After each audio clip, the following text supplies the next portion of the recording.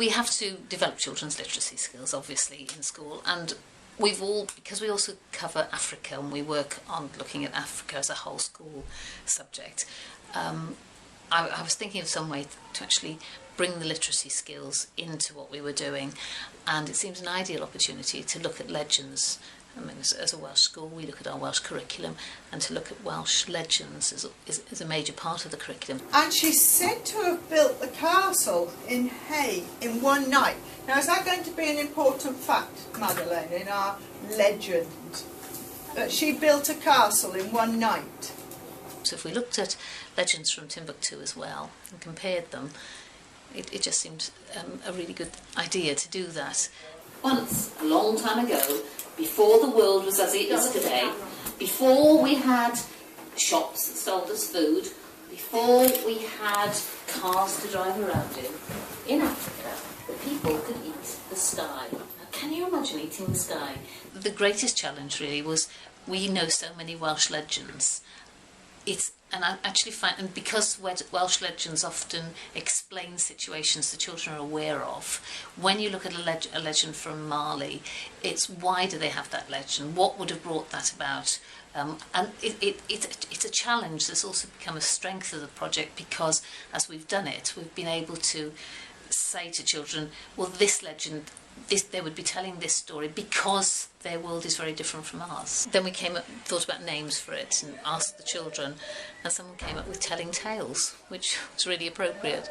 And the idea is that we will produce books that with the children's stories in different formats. There'll be we want to put in it. We want a range of ways of writing. So there will be stories they've told, poems, play scripts. Telling it in the form of a comic strip. Stories. Children do stories as story maps, where they actually draw pictures. It's almost like a road picture, and you follow along the road, you follow the story. Those are the ways we want to do it. We want to make it child-friendly, but also something that a child in Timbuktu could pick up. So sometimes the language is quite basic language, but they can follow the story. I am an eagle streaked with brown, glinting in the sun, flying over the pane, flinching with every kill. I am a lion, observing the death that could have been my prey.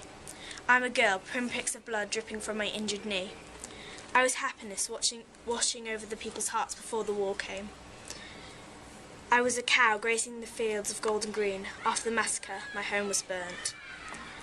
I was water, deep underground so no one could find me, hiding from the poverty above. I will be courage, standing up to what is right. I will be a question creeping into the minds of children who haven't felt happy in so long. I'll be time taking its isolated path. We talked about issues, you say about issues of, for example, poverty. Poverty is something we're going to look at in the summer term, because having the Timbuktu Trail in town and looking at and comparing life here and in Timbuktu, and then having the visitors over, it really is quite obvious that poverty isn't just a question of having no money or no food.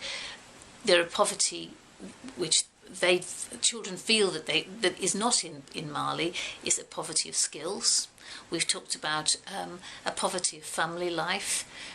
These are certainly not poverty as you'd see it in Mali. So it's really interesting to see how you judge poverty, and so our summer term project will be what is poverty.